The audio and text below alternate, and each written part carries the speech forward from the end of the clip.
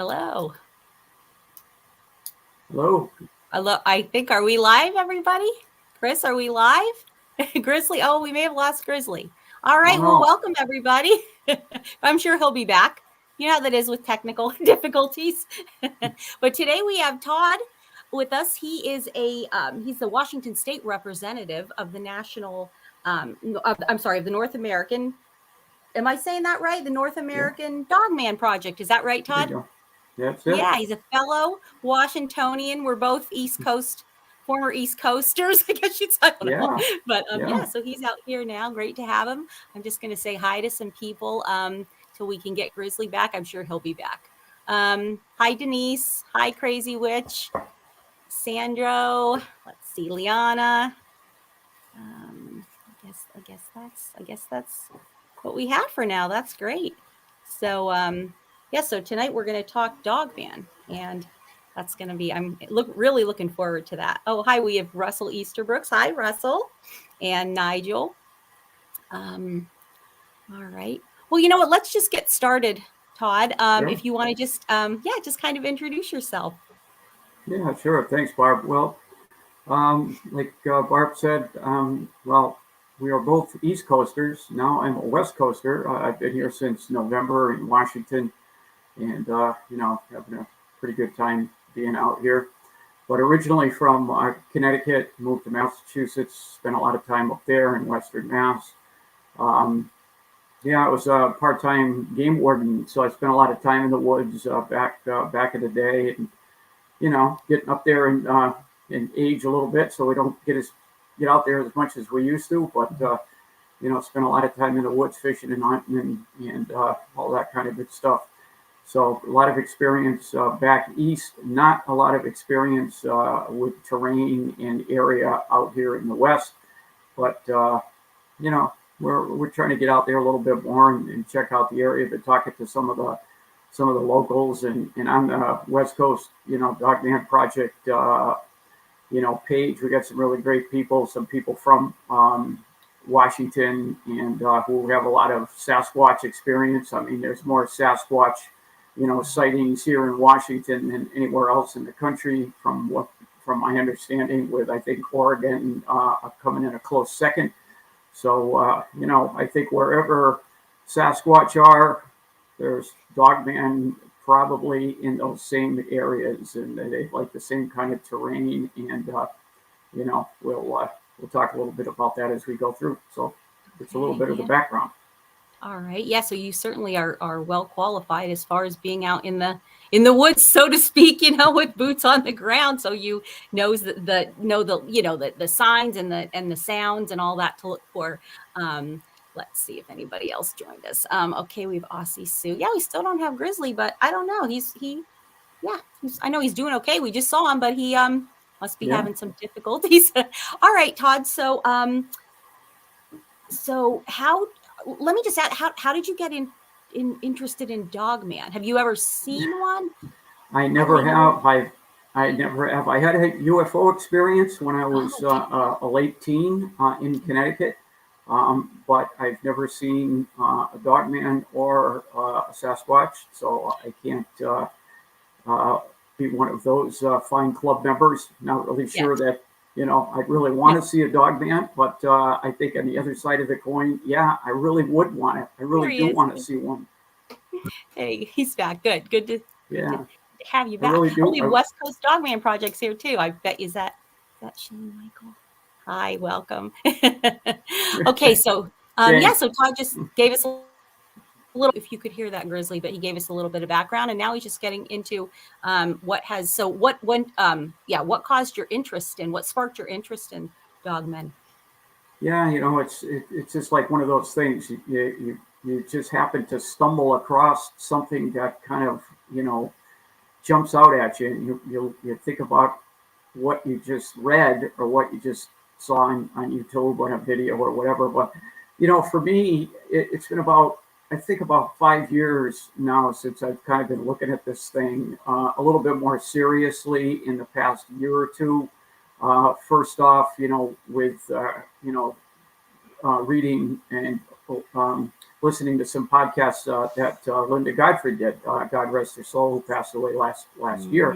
That was, But reading the Beast of Bray Road, reading about that particular part of the country in southeast, Wisconsin, with the various sightings there, and I kind of got interested in it, the way she talked about Dogman and the way she portrayed it as as an upright canine.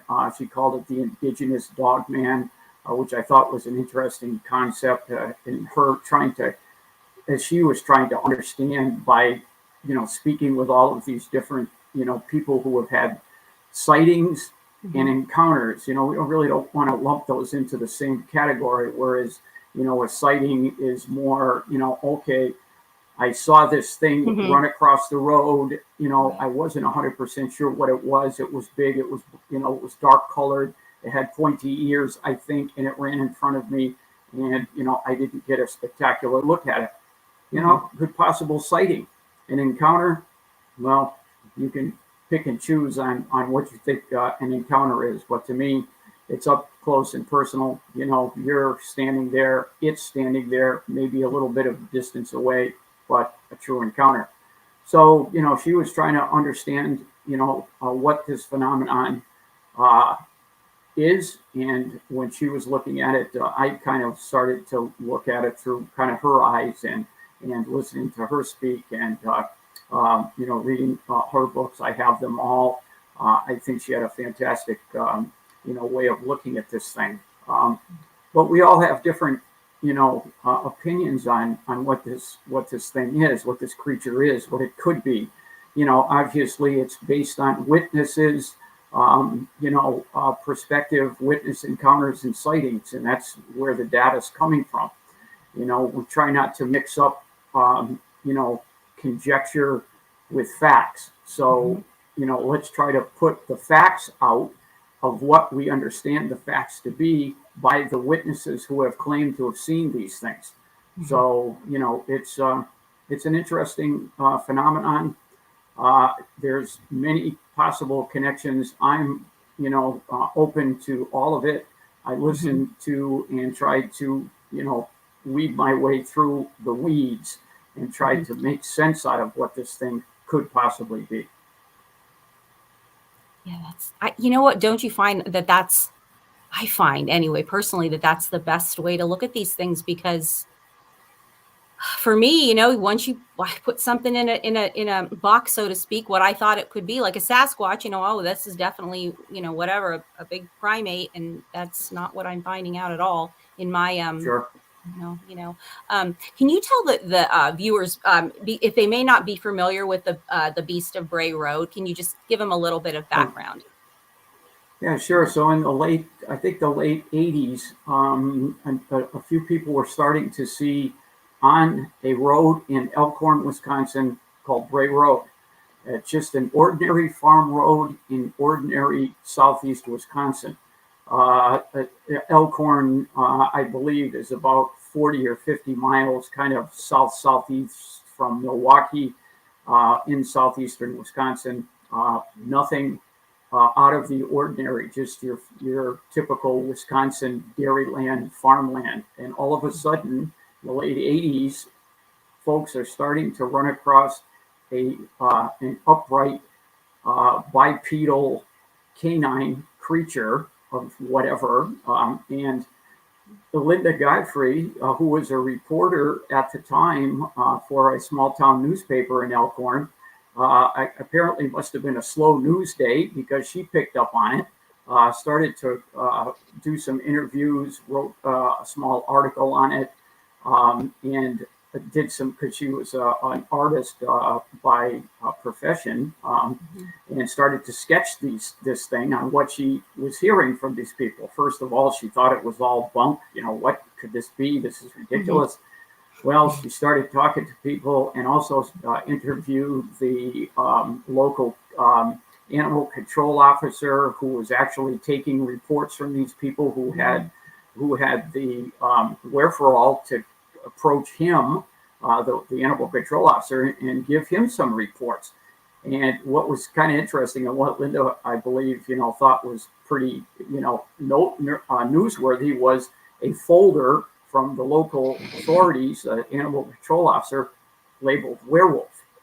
So she thought that that was newsworthy. She wrote about it, talked to the individual, and it just went insanely ballistic from there. And people started to see these things and come out about it and discuss it. And she wrote, I think it's at least 4 books dedicated to the dogman phenomenon. The first one, as a matter of fact, I got a copy of it kind of right here.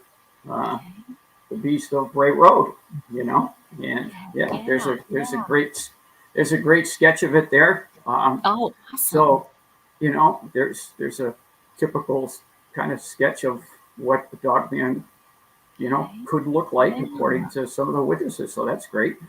So that's a little bit about about the Beast of Bray Road, and it continues all of these decades later to still be a phenomenon there. Still, the creature is still seen.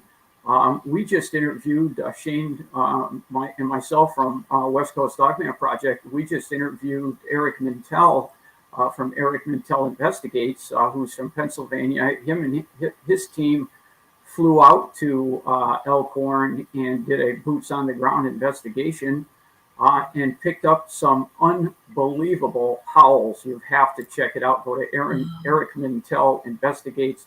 Check out the Beast of Bray Road on a couple of his YouTube videos, and you will hear in the field.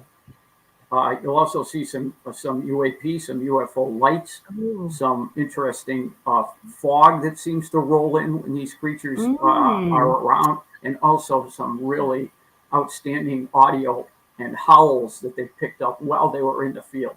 So there continues to be activity in Wisconsin. So pretty interesting stuff. And where do we look for that on YouTube? Where do we? Search Eric Mintel Investigates. He did the latest boots on the ground investigation from his team, who went out and shot video, recorded these strange anomalous lights in the sky. And also these incredible howls that he picked up, that the team picked up, and they've followed it up. As a matter of fact, him and his team are going to follow up this September with another visit to Elkhorn, and they've been invited to spend time on Lee Hampel's farm. He's an individual that lives in Elkhorn, and he's been looking at this thing for quite a few years and trying to figure out what it is. And a lot of the stuff is coming from his farm, and that's where they're invited back to go see if they can find something again on this thing. So that's some background on the Beast of Bray Road. Yeah, thank you. Yeah, sure. I'll definitely want to check that out, and I'll add that. I'll get his his link to his investigations, and I'll link that in the after the show in the final comments. Definitely. Say hello to some people. Hi, Yolanda, Aussie Sue, Appalachian Tales of Terror, Rocky, and everybody's glad that you're back, Grizzly, because we're all hoping that you feel better. Oh, and there's Bray Road. Yep. Yes. There it is. The famous sign there. But apparently that thing has disappeared a number of times over the course of time because people want it as a souvenir. So my goodness. Don't do that. Don't take the Bray Road sign. Yeah. Yeah, people are out there trying to investigate or check things out, and like, oops, where's the road sign? Yeah, the road sign disappears, So yeah. Crazy stuff. You had mentioned werewolves. Now, do you think that there's a difference between werewolves and dogmen? Yeah, it's an outstanding question, Barb. My own personal opinion on that is a dogman is a dogman all the time. Mm-hmm. If you talk about the werewolf, phenomenon or legend, that's that creature is a shapeshifter. It takes either a curse or wolf pelts or belts and things like that to be able to transform yourself into some sort of a lycanthrope or a werewolf. If you believe that those creatures are real, many people do. They swear that they've seen them. There's a lot of great podcasts or a lot of great YouTube videos, a lot of great books written on and filmed with werewolves in mind. I don't think that the dog man is a werewolf, but a lot of people that see the thing, they liken it to, a creature that resembles a werewolf. I mean, to me, because of Hollywood and everything else that, that has portrayed these creatures and made them bigger than life, with all of the movies. But if you look back at the Lon Chaney Jr. movie from, the 1940s, Wolfman, it's more of a human-looking face. Mm-hmm. It still has some clothes on. It doesn't have the bent back legs like Dogman has been seen to have. The bent back dog leg. So a much different creature. But it's excuse me one second here. Okay, it's looks very similar in description, to what people perceive as a werewolf. Okay. So, I don't think they are. Okay. Yeah. I mean, yeah, that's kind of what I had heard, but it's good I'm glad to hear it from somebody that's well versed, and well researched in this subject. Well, people may, like I say, this is all conjecture. It's all speculation based on people's observations of these things. But from a purely, I don't know if you try to call it scientific approach, I believe Dogman has been seen. They are like this all the time. Okay. Where do you think they originated? Do you have any idea? Yeah, well, that's a rabbit hole, Barb and Chris, that you could go down and spiral out of control with. Yeah. And it may never return. I mean, if you go back and look at history, and I'm certainly not an Egyptian historian or an Irish historian, but I mean, if you look back at Egyptian history, and look at the Anubis, the dog, the dog-headed man, as called Anubis, and they were kind of the guardians of the underworld for the pharaohs. So, Egypt, obviously, they love their iconography and they love their pictograms and all of the symbolism that the Egyptians were unbelievably adept at putting forth. You look at these dog-headed men, the Anubis, and you got to wonder, this is 7,000 years ago, or 4 or 5,000 years BC. Where did they come up with these things? They were a dog-headed man symbol. I mean, there were jackals running around in Egypt at the time. So this Anubis symbol that's on hieroglyphs looked very similar to the jackal. And then if you look at other historical things that have to do with with wolfmen, if you will, you're talking about things that go back 1,000 years with the cynocephaly and the early European explorers like Marco Polo from the 12th or 13th century, late 12th, early 13th century, I believe. He found in his travels and discussed and wrote about dog-headed men. Now, what he was really seeing is still up for debate.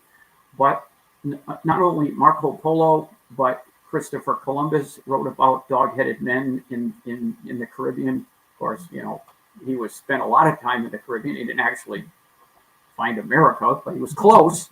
But he talked about dog-headed men. So could these things, be, some sort of a spin-off of that early, deity or godlike creature? I don't know. Obviously, none of us, know. We can think about the possibility and the connections between, those early, Egyptian and the dog-headed men and things like that. And then, other people believe maybe the Nephilim, those were, like fallen angels that, had relations with human women, and they fell out of favor with God, obviously, and then the Great Flood wiped out all of these large giants, and they say, well, maybe there's a resurgence of that, and maybe the dog man, is coming from that particular race of creature. How far down the rabbit hole can we fall? I look at, the information that people have seen and are sharing with us. What did they see at the time when they saw the dog man? Did they see a UFO, which has been reported a lot, a huge percentage of the time? And as a matter of fact, if you watch Intel's YouTube video from Southeast Wisconsin, Beast of Bray Road, once again, you'll see in that there is a UAP in the sky previous to the howls.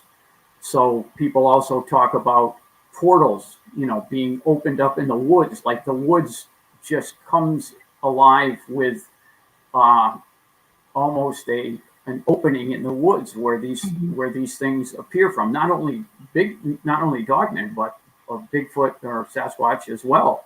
Have appeared out of these so-called portals. What are they? How do they come about? Who knows? Maybe it's the Hadron, collider that has messed up the time-space continuum or something and opened up a wormhole. That's a good. I mean, who knows? So That's it is. Who knows? I mean, there's a lot of possibilities that these things could be emanating from. But I'm particularly interested in that UAP UFO phenomenon with Dogman and Bigfoot being seen at the same time that UFOs are being seen. So there, is there a paranormal connection to the Dogman phenomenon? I believe that there is that possibility.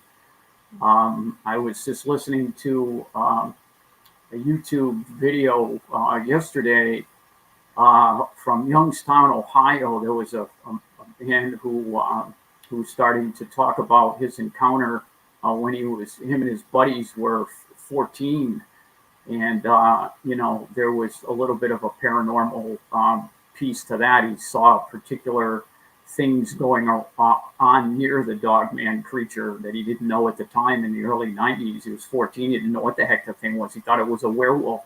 Him and his buddies were absolutely petrified. And it's a really phenomenal story that the man told about it. But there was, there was a little bit of a paranormal connection there too as well. So, the list is endless. Mm-hmm. And certainly, like you said, historically, there's something to be said for that, because they have appeared in numerous, for thousands and thousands of years. So you're finding, though, in your research, are you finding that there's potentially, are you leaning toward there being a connection with UFOs or, extraterrestrials and Dogmen? Yeah, I try to leave out the A word. I don't. I mean, like I said, I had a UFO experience when I was 18. Driving home one night, and I saw something in the sky that I couldn't identify, alongside of 3 Connecticut state troopers at the same time. Witnessed this thing across the street where I pulled over. They were coming off the front porch of the state police barracks in my town.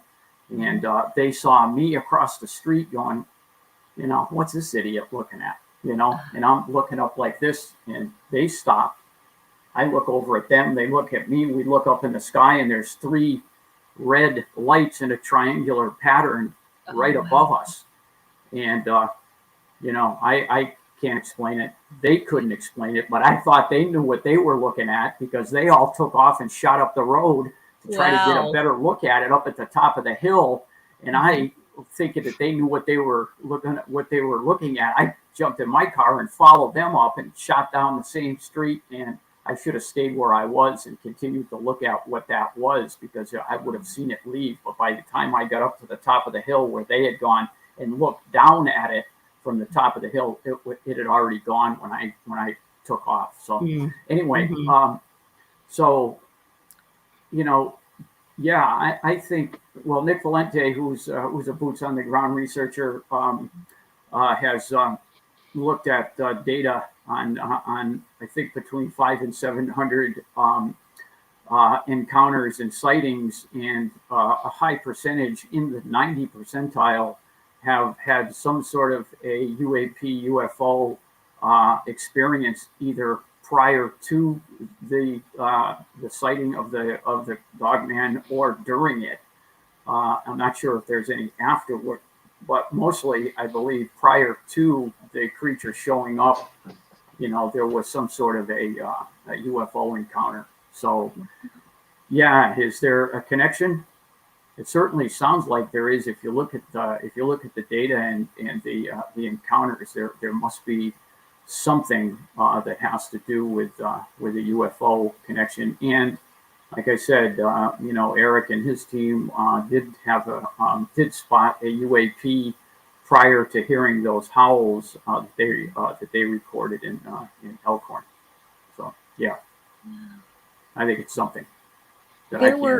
I believe that there were around the time with the Beast of Bray Road, there also were some, definitely in the Midwest anyway, right? Some UFO reports or UAP reports, I believe, right around that time too. So I don't know. Yeah, it's really interesting.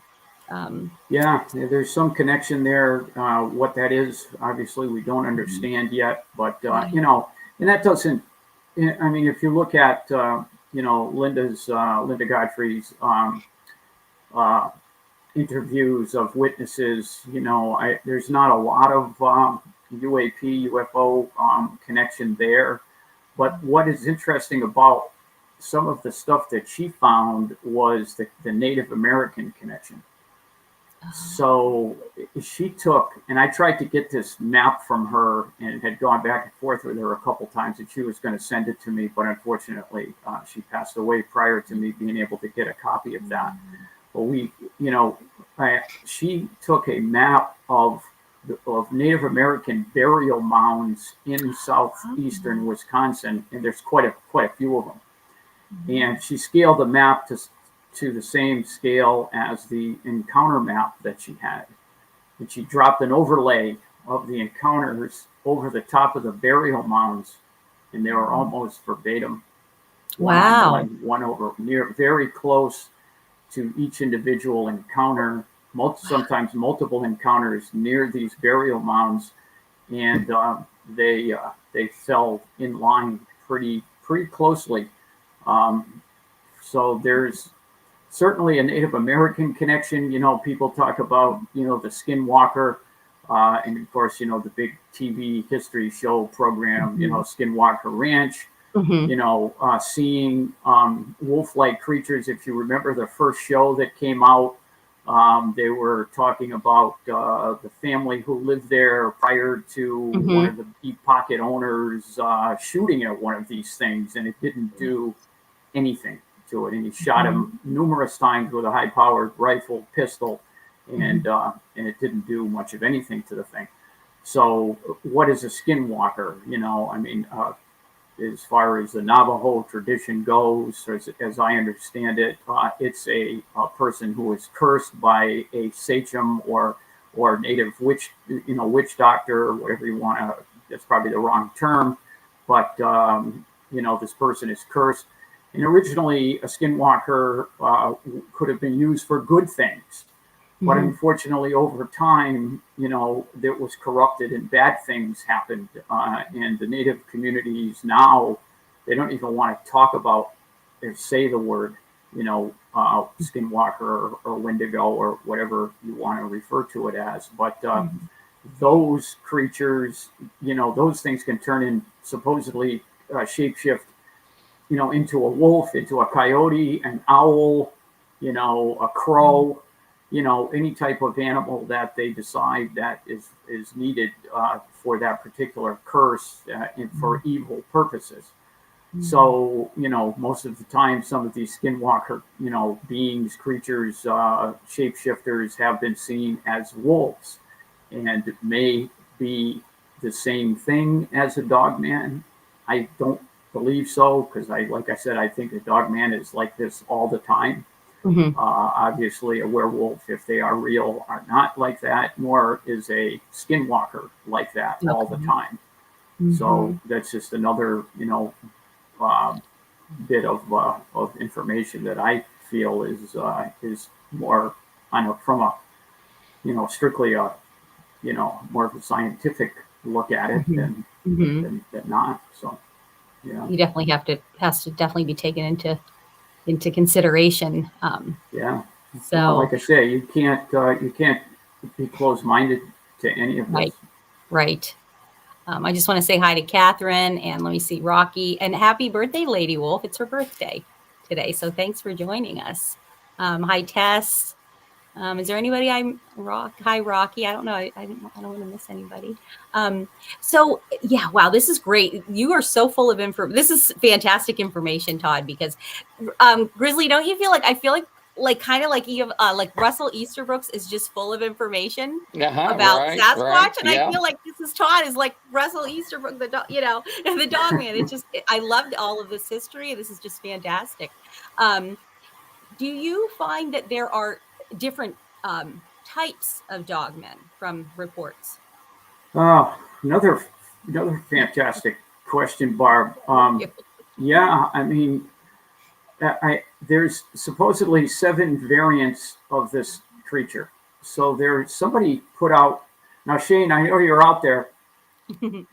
Tell us who put out that original dogman variant chart that you've started to tweak. And yeah, Shane and I talked about this a little bit, and he's taken that 7 variant dogman chart and kind of squished it down into, I believe, 3 or 4 of the variants that are more like what we believe a dogman is, and what has been reported to be, kind of eliminating a couple of the other variants that I wish I had that variant chart. I'd pop it up there, but I don't know, maybe Chris could find it and find it, pop it up. But is it on a website? I wonder. Is it on or on Facebook?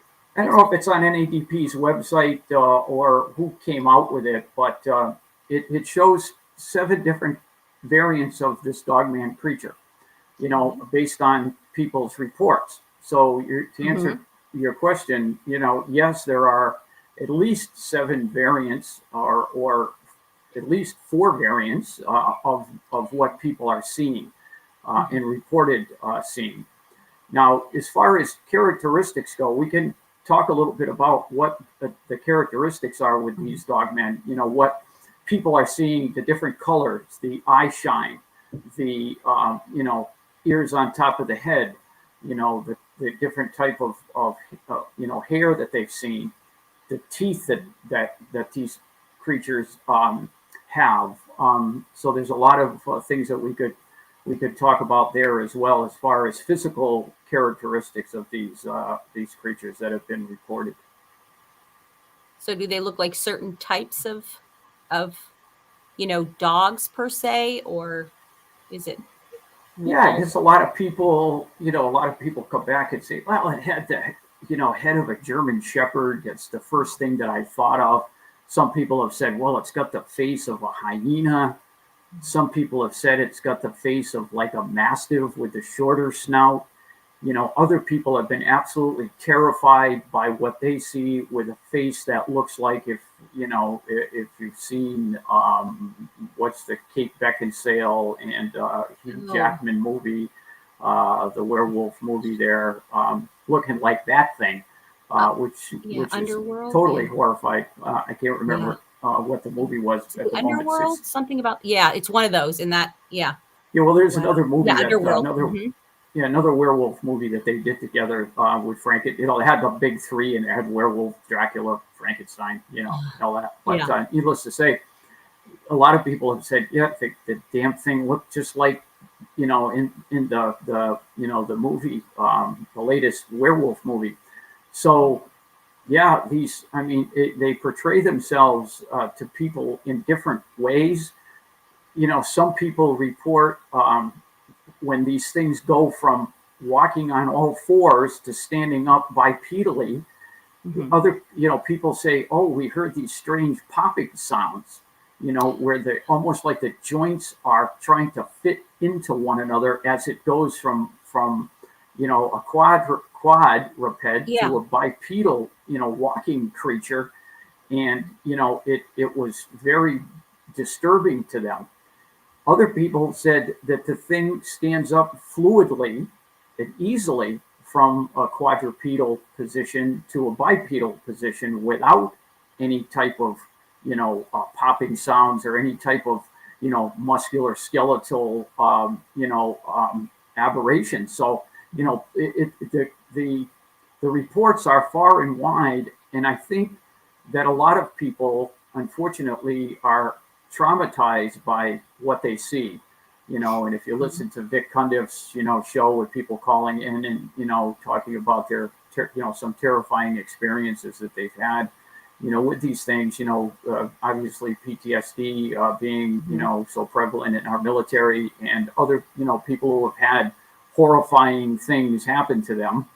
A lot of people have had, encounters with dogmen, and many, many times after the encounter, these people are traumatized by what they've seen, because if you see something like this, and this thing is actually in front of you, you have to question to yourself, if this thing can exist, what else is out there that can exist? If these things are real and they exist, what else is possible?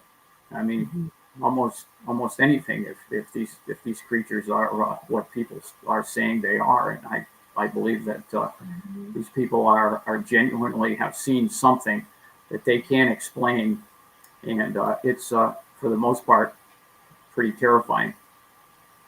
Yeah, there's definitely, I've heard a lot of very credible witnesses that you wouldn't, we talk about this all the time. Why would somebody make that up? No, maybe a small percentage of people thinking, I'm not sure what they think, they're going to get some attention, but for the most part, no, people don't want to, especially when you see how it impacts the lives of people who have encounters that they find terrifying.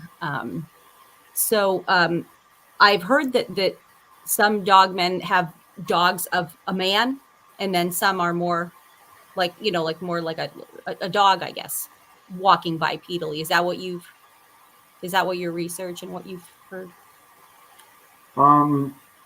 Yeah, I guess I'm not 100% sure on what you're referring to. Okay, like two types of bodies. One has just a man body. I mean, the body looks like a man's with the dog head, and then the other one looks more like the body of a dog, but it walks bipedally and maybe has different arms. Maybe So apparently, the descriptions are varied based on, what these people have seen and how long they had a chance to see them.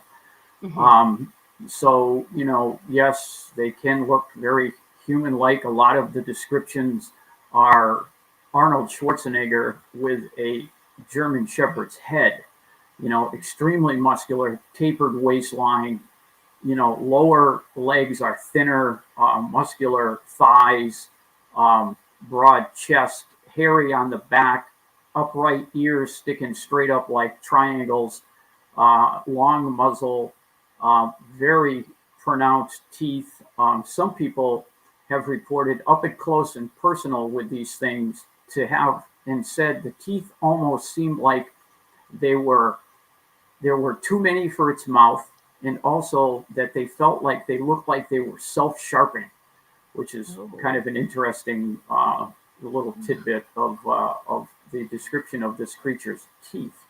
Wow. Other people have said that they salivate extremely, like more so than you would ever see a dog salivate, almost like a garden hose salivation. So that's been reported as well. You know, and then along with the popping sound when they go from quadruped to bipedally standing up. You know, these things have been reported anywhere from 5 feet tall to 8+ feet tall. Normally, from the reports that I've read, usually between 7 and 8 feet tall, based on, you know, the person's perspective and how well they can judge height at distance and in low light conditions. Although many have been seen, you know, during the daytime. So I guess that kind of lets out the werewolf theory, you know, since if you look at the history of werewolves, they're not coming out in the daytime. So so the descriptions are wide, they're varied, and hence the 7 different variations or variants of these creatures that have been reported. And so yeah, it's interesting. It walks the gamut of you know, man-like creature. Like I said, I think I talked a little bit about it, where, you know, they're like a man, a bodybuilder with a dog's head on it. You know, and other people have said, well, the thing looked more like a hyena to me. Oh, yes. It still had the kind of ears. They weren't as pronounced as some dogmen, you know, with the really tall, triangular shaped ears. They had smaller ears. They were closer to the head. The snout was longer. The teeth were large. And also, people have reported the things smell horrible. They just emit a odor that is like, you know, a cross between death and, you know, and swamp water. And there's another thing. Where do people see these things? So that's, I'll ask the question to myself for the audience and say, okay, where are people seeing these things? Well, mostly in dense wooded areas. Also on the side of roads, eating roadkill.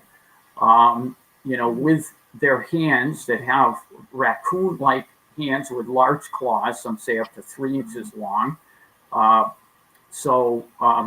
a lot of times on crossroads, a lot of times in cemeteries. What do they do in cemeteries? God only knows what they do. But they've been seen in cemeteries a lot. They've been seen in churchyards. Military bases is another area where these things are seen a lot, and that brings up the connection between dogman and military, you know, experiments, you know, genetic manipulation, if you will. You know, what does the government have to do with this stuff? Who knows? You know, are they using, you know, underground labs and bases, like people say, you know, at Area 51 or Wright-Patterson Air Force Base, you know, with underground facilities that are creating, you know, so-called super soldiers? I don't know if I buy into that, but one thing that I do, it does kind of bother me, and, you know, I get you guys' take on it, and maybe some of the people, and where did Lyme disease come from? When I was a kid, I was in the woods hunting, fishing, playing army, playing cowboys and Indians, and I never had any issues with ticks. You didn't start seeing that showing up until it seemed like in the 80s, you know, or late 80s or early 90s. All of a sudden, people are getting deathly sick from Lyme disease. Well, Lyme, Connecticut is where this stuff, you know, where these things first got seen, you know, first came up with. Now, what's off the coast of Connecticut? There's a highly experimental facility off the coast of Connecticut, and things have washed up on the Connecticut shore that people can't explain. And all of a sudden, Lyme disease pops out. You know, so who knows? Maybe there's government work being done on these things. Maybe they're trying to figure out what they are. You know, who knows? But you know, there's interesting connections that have Right. you know that warrant some further thoughts and investigations. Definitely. We Yeah. have Well, some questions. Hi, Standing Stones. First of all, and he would like to know if they run tilted forward and are very fast, and the legs spin almost. Please, he wants to know if that's how they. well, that's interesting. They are extremely agile and fast from the reports that I've read, and just the recent uh, report that I listened to with the podcast I was just talking about from the individual from Youngstown, Ohio. He said that it moved faster than anything he's ever seen before on on 2 or 4 legs. Extremely fast, very agile. And he said that it was just as comfortable on 4 legs as it is on 2 legs. Now, talking about hunched forward, I have heard that and have seen that in a number of different reports where people have witnessed these things to be kind of hunched forward in their bipedal stance. So that could be because of the backward turn, the backward legs, like a dog's leg, that might be pushing them further, as far as their gait goes. And I've heard a lot of different discussions on gait with these things. Extremely fast, very agile, like I said, but also almost gliding across the surface. Wow. Also,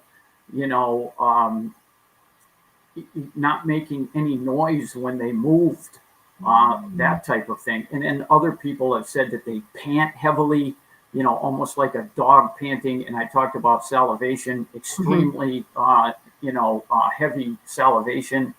Wow. So, but other people report, not seeing those things. So it depends on the circumstance, depends on the location, probably the terrain that the thing is on, how is it moving? And then I was talking a little bit about the places that these things are seen. Most reports show within a mile or 2 of some waterway, whether it's a river, a sandy bottom, stream bed, lake bed, some water source. Seen on railroad tracks, high tension lines. Well, why is that? Well, because it's a whole lot easier to move along a railroad track, because there isn't any forest. But apparently, you'll also hear reports saying that these things can be in trees, and how does a canine, if it's a canine, how the hell does it climb a tree? Well, if it's got 3-inch claws, like a black bear, can climb a tree pretty easily. So if these might be, if they're canine, well, they've certainly adapted to be able to climb trees, because there's been reports of that. And also the family that was possibly murdered and dismembered by a dog man in the land between the lakes, Kentucky and Tennessee, in the LBL. If that report is true, the little girl being unfortunately found in a tree. So we don't have proof of that as far as I know. There's more researchers that have done extensive work, with LBL, D.A. Roberts, and other researchers who have actually been boots on the ground in LBL, have done a lot more research on that than I have. But still interesting. They can, they've been known to climb trees. So, it's, what can't they do? Right.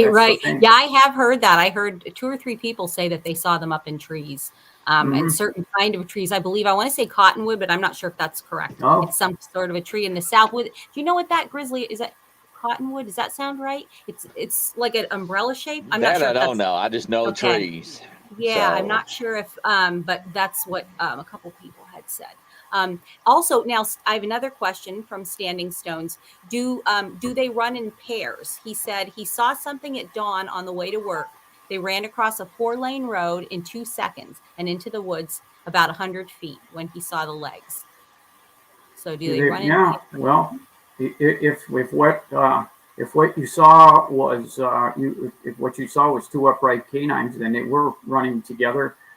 They have been reported with multiple, creatures together. Usually, I won't say usually, but numerous reports say that they've been alone. Other people have reported them, in conflict with Sasquatch. There's not very many reports on that, but there have been, reports on that. So it's almost like, do they interact with Sasquatch being apex predators if these things are completely flesh and blood, and you take out, the paranormal piece of the equation, and you take that out of Sasquatch as well. If these are creatures of flesh and blood and they're like this all the time, are they competing for the same food source? So you'll find wherever you find Sasquatch, you would probably find Dogman, because if your deer and elk population is certainly prevalent, you see where there's Sasquatch and Dogman that would be competing for the same food sources and whatnot. Okay. The gentleman that we were just talking about, he said, let's see, there's more. Okay, so what he saw, he's just explaining what he saw. Pitch black, leaning forward. It was crouched at left side of the road, then sprinted so fast. Here we go. Next thing I know, I saw it across the street in the woods a good distance where I saw the legs churning. He also says that, which is interesting, because this is what you said, Todd, that they're known to be, did you say like an intersections, right? Is that what you said? You see them. Yeah, you see them on crossroads and intersections, it's kind of strange.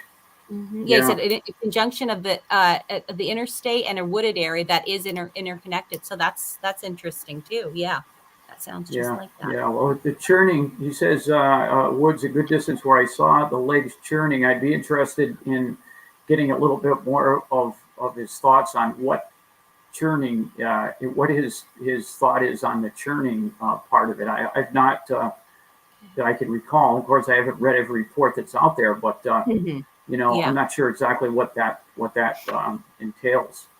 All right, we'll have him maybe expand. Maybe it was what I believe it was. Maybe what he was talking about earlier when he had said about the legs almost going in like a circle. But we'll see what he says. Wow. Yeah. Like I say, what can't they do? Right. He had also mentioned about the lab in off of Long Island, Montauk, New York, that they put infected ticks on birds and released them.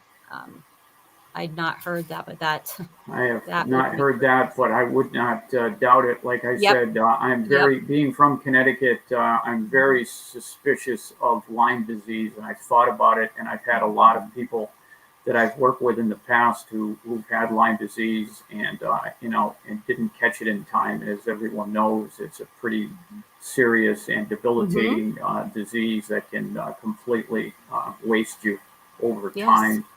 But I'm very suspicious of Lyme disease, Lyme in Connecticut and Plum Island and all of that off of the coast. What are they doing out there? What is the experimentation that, the experiments that were done? Obviously, we have no proof of what they're doing. Those are, if what they're doing is top secret. But are they manipulating, biological entities of some sort for military purposes or whatever? We just don't know. And yes, I've heard, some of the activities and stuff that have so-called come out of Montauk Point in New York. So a lot of things have been talked about there.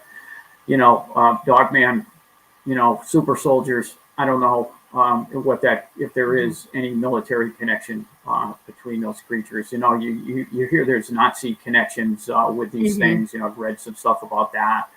During World War II, with trying to obviously get an advantage on the Allies by doing anything that they could come up with to try to beat the Allies.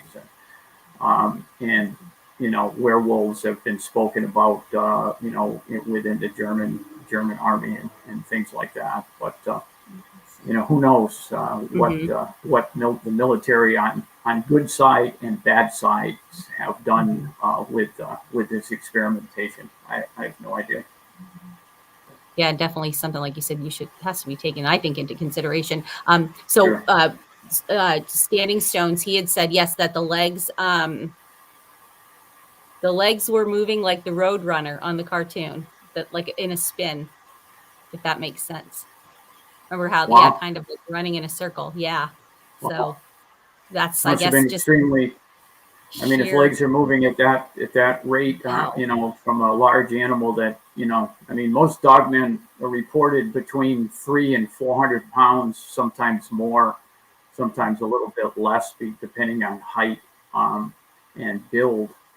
But most reports say they are very fast, very agile. There have been reports that dogmen have run up to in a side of cars at over 50 miles an hour. So they're, if those reports are correct and the speeds are correct, that's, how many animals on the planet in North America can run 50 miles an hour plus? None that I'm aware of. Yeah, we had a witness, a person on the show that had talked about that the dog man was running alongside. That's scary. Yeah. Crazy Witch says, yes, in my opinion, werewolves and dogmen are canine species that have evolved to be able to stand up and then evolved over time to walk upright. It's a reasonable possibility to me. Yeah, that's a reasonable possibility. Yep. And we just don't know. We don't know. We don't know yet, but that's why we're talking about what we're talking about, and we're pulling as many witness reports in as possible. I hope that we get more reports from Washington. We have so many Sasquatch reports out here, and I think that also people can sometimes can get confused when they see something like this. What am I looking at? Is it a Sasquatch? Is it a dog man? Yes. A lot of people have never heard of a dog man. They've heard of Sasquatch, but they haven't heard of this other thing. And they see it and they go, oh, that must have been a Sasquatch. Yeah. But because they don't know about that thing, the dog man, they just clump it into a Sasquatch sighting, which it's obviously not. They saw something completely different, but they didn't know what it was. So they'd say, well, it's a Sasquatch. Yeah, it's got to be. Yeah, I think I saw a sightings map, but I don't know how accurate this was, and it had one report of dogman in Washington State, and I know that's can't be correct. There has to be more. No, than there's quite a well, I won't say quite a few. I mean, there's a number of reports here. There's some videos out. You search YouTube, you'll find some stuff from Jeff Nadaldi on Washington sightings. There's other people.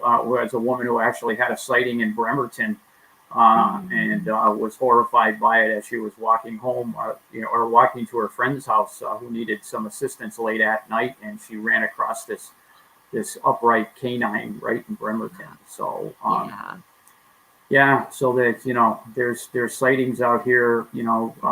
West Coast Dogman Project along with NADP Region 1. We're trying to gather as much data as we can out here on the West Coast and compare it to other sightings and encounters that have happened across the United States and the world, as a matter of fact. So somebody had mentioned in the chat, Rocky, we had reports of a dogman crossing lanes on a motorway in UK, England, GBM6 junction 10A. LOL. Yeah, so that's all over the world. So there's another junction, crossroad, area, so we've got this Sunday, I'll plug the show this Sunday. We've got a first of our UK series that we're going to talk with individuals from the United Kingdom and England, specifically who've had dogman sightings, and we've got an individual coming up this Sunday at 10 a.m. Pacific Standard. and that'll be just check the West Coast Dogman Project site, and we'll be putting some stuff up on that. So we've got 3 individuals that we've hopefully got lined up to talk about sightings that they've had in the UK. So that's coming up, and then we're going to start to do some, if you check our podcast, and we try to interview other researchers, and we also really want to interview people who have had encounters. Mm-hmm. So if you look at our podcasts, we've talked to people who've had encounters, and they're brave enough to come on and talk about those encounters, because it takes guts to do that. And they've been very eloquent in their presentation of what they saw as best as they could about those encounters. So if you check those out, you'll see people who have actually seen these things, and they talk about it with us, just like they do on other shows. But we're, Shane and I are proud to be able to do that, and with individuals who want to come out and share their stories with us and have the guts to come out and talk about it, and to post on West Coast Dogman Project and or NADP Region 1 page to talk about their encounters, and we're happy to hear about those.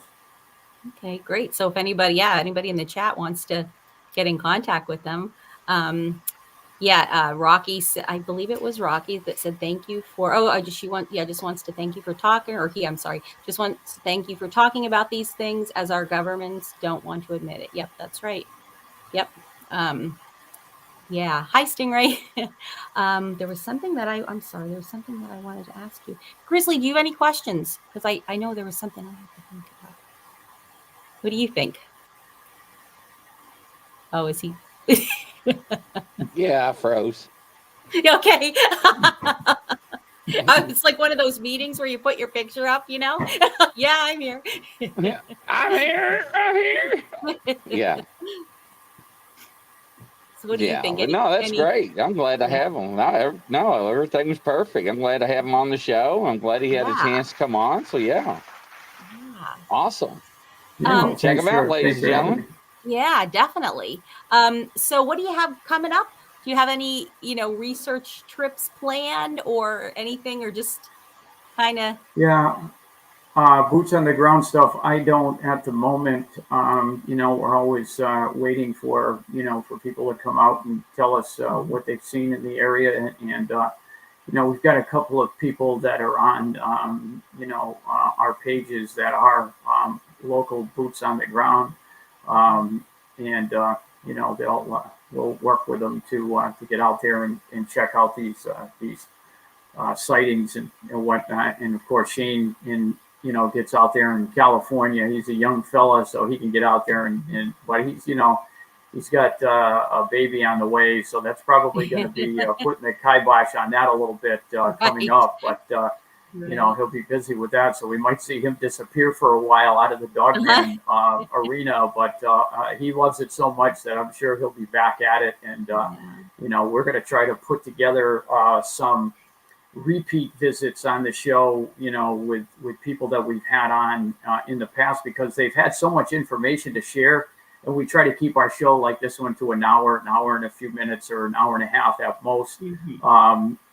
And have them come back and talk about, more Dogman information that they can share with us. So we'll be doing that hopefully during the latter part of the summer and the fall, and then we'll see where this all takes us for the future, based on but we really want people who have had encounters to reach out to West Coast Dogman, myself or Shane, on those or whoever on the page, and put your encounter out there.